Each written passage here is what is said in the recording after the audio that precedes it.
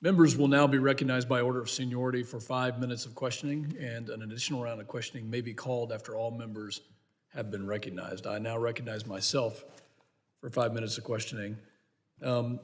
Hearing the discussion, the first thing that I will address is that there's this narrative that seems to be that the problem is in the United States and not with the lack of rule of law at our border and to the south. And so immediately I would like to push back on that suggestion that the rule of law and the lack of rule of law as we see it is directly responsible for this. I'll start with Mr. Urban. In April, you testified before the House Oversight Committee and Accountability Committee. In your testimony, you discussed how Chinese organized crime networks launder money for Mexican transnational criminal organizations. You stated that more needs to be done.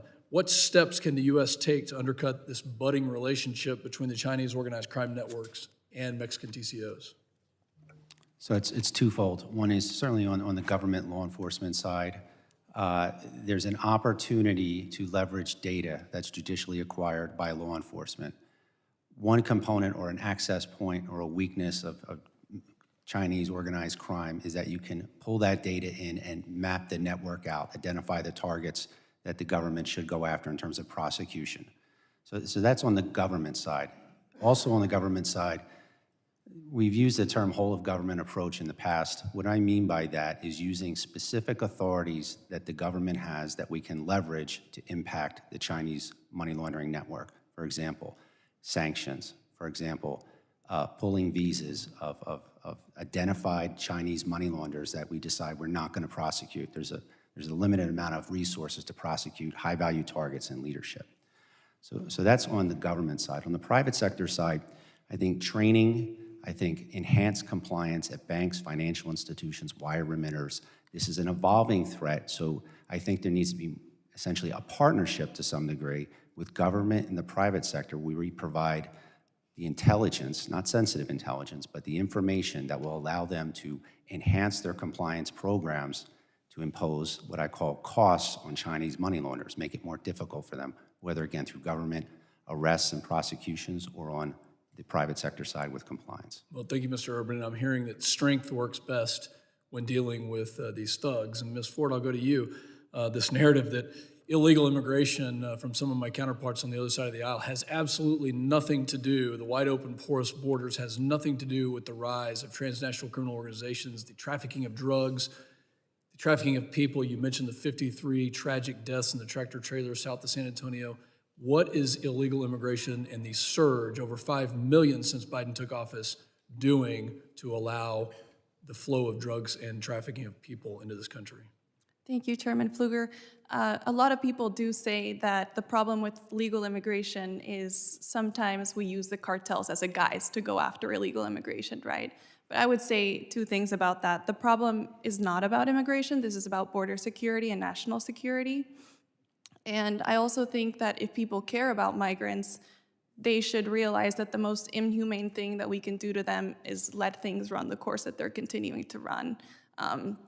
They're being smuggled, they're being abused, they are often being killed at the border. So we need to crack down on the border and crack down on the people that are taking advantage of them if we want to do something about illegal immigration. Now, I also think that illegal immigration is posing a threat to what's happening, because we're seeing numbers come in like they've never come in before. And we're seeing so much insecurity at the border, and that's taking away a lot of limited resources and attention that should be going towards protecting the homeland. Thank you very much.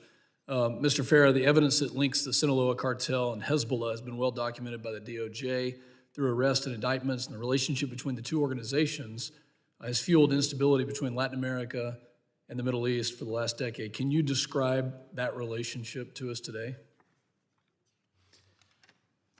The Mexican cartels and Hezbollah have primarily a financial relationship that allows them to move money to designated terrorist organizations in the Middle East in exchange for access to ports and the import of illegal products or smuggled products or products that don't counterfeit products into our hemisphere. I think my work is primarily focused on the tri-border area of Paraguay, Argentina, and Brazil, where you see this network of now PSC, which is the main gang, with Hezbollah operatives and with Colombian and Mexican drug cartels, moving into ever-expanding circles of collaboration, not out of ideology or religion, but simply for the ability to profit. And when I talked about the new groups that are emerging in the hemisphere, it's this type of new specialization that comes in, this ability of Hezbollah to provide new things that the cartels didn't have before access to, new methodologies, et cetera.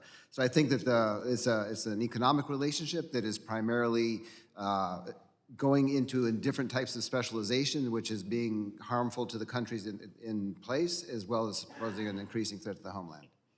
Thank you. My time has expired. I now recognize the gentleman from Rhode Island, the ranking